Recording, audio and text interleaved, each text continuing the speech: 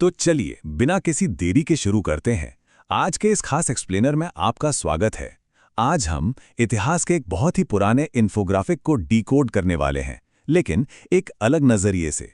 इसे boring history के तौर पर मत देखिए, बल्कि एक मास्टर क्लास की तरह सोचिए। जी हाँ, एक ऐसी प्रैक्टिकल गाइड जो हमें सिखाती है कि किसी अनजाने महान सभ्यता को कैसे एक्सप्लोर किया जाए और ऐसा रिकॉर्ड कैसे बनाया जाए कि दुनिया सदियों तक याद रखे।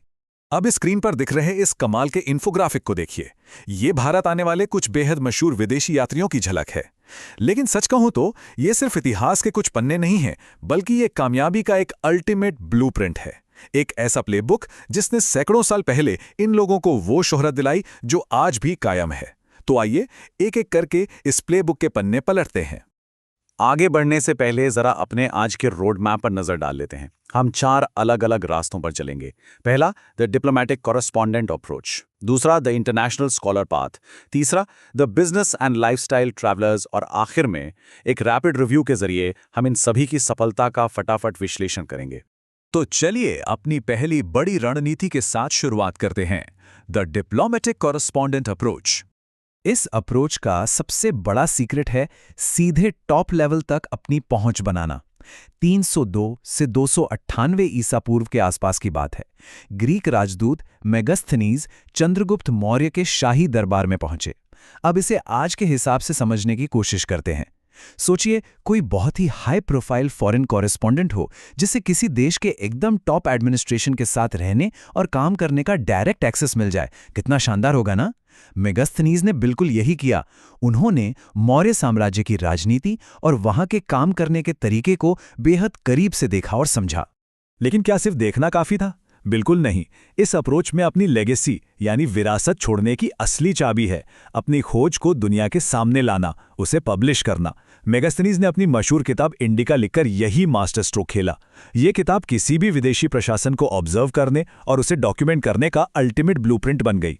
कहने का मतलब यह है कि अगर आपको सत्ता के टॉप तक एक्सेस मिल जाए तो उसे लिखकर सुरक्षित कर लीजिए। यही आपको इतिहास में हमेशा के लिए अमर बना देगा। चलिए अब आगे बढ़ते हैं हमारे दूसरे शानदार फ्रेमवर्क की तरफ, द इंटरनेशनल स्कॉलर पार्ट।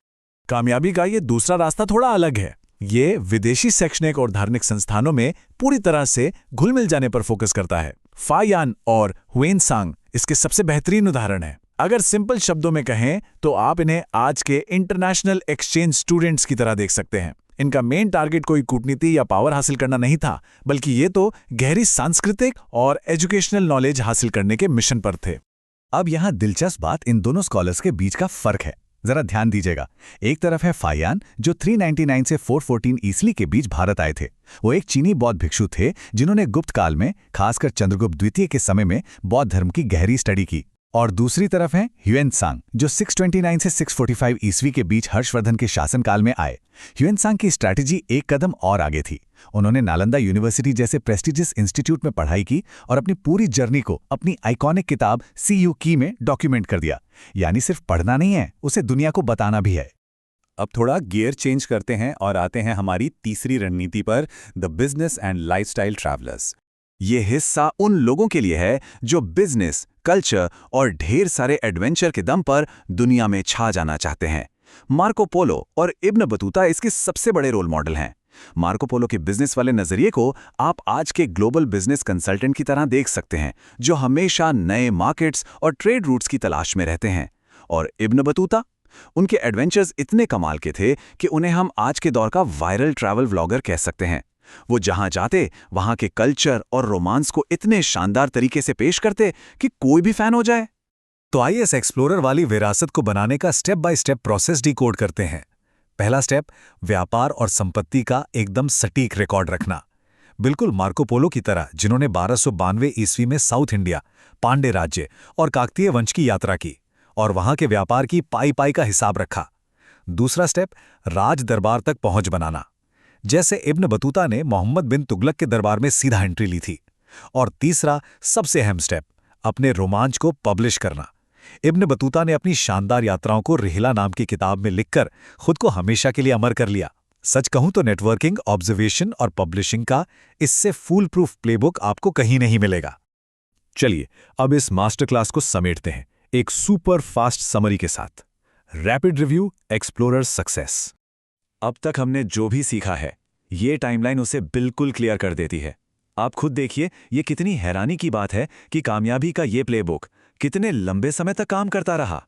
इसकी शुरुआत होती है 302 ईसा पूर्व में मेगास्थनीज से। फिर 399 ईस्वी में फाहियान की सांस्कृतिक यात्रा आती है। 629 ईस्वी में हुएनसांग की ज्ञान की खोज। फिर लंबी छलांग लगाकर 1292 ईस्वी में मार्को पोलो का बिजनेस टूर। और आखिर में 1333 से 1347 ईस्वी के बीच इब्न बतूता का महारोमांच। 1600 से भी ज्यादा सालों तक इन सभी यात्रियों ने कामयाबी के उसी प्रूवन ब्लूप्रिंट को फॉलो किया। और जैसा कि हर अच्छी मास्टर क्लास के आखिर में होता है, हमारी इस प्लेबुक की भी एक रिक्वायर्ड रीडिंग लिस्ट है। अगर आप दुनिया को एक्सप्लोर करने के बारे में जरा भी सीरियस हैं, तो ये 3 किताबें आपके लिए अल्टीमेट गाइड हैं। मेगास्थनीज की इंडिका, हुएनसांग की सीयू की और इब्न बतूता की रेहला। दोस्तों, ये सिर्फ पुरानी किताबें नहीं हैं, ये कामयाबी के वो फाइनल प्रोजेक्ट्स हैं, वो सॉलिड प्रूफ हैं जिन्होंने इन यात्रियों को आज तक रेलेवेंट बनाए रखा है। तो जाते जाते ये सब हमें एक बहुत ही दिलचस्प और सोचने पर मजबूर करने वाले सवाल पर लाकर खड़ा कर देता है। अगर ये सब तो बीते कल के ब्लूप्रिंट थे, तो हमारे इस मॉडर्न दौर के महान खोजकर्ता आखिर हैं कौन? जो लोग आज इस तेज रफ्तार डिजिटल युग में दुनिया को एक्सप्लोर कर रहे हैं, वो आने वाली पीढ़ियों के लिए कौन सी अल्टीमेट गाइड पीछे छोड़कर जाएंगे? सोचिएगा जरूर। इस कमाल के विश्लेषण में मेरे साथ जुड़े रहने के लिए आपका बहुत बहुत शुक्रिया। यकीन मानिए, इस प्राचीन प्लेबुक की सीख कभी पुरानी नहीं पड़ने वाली।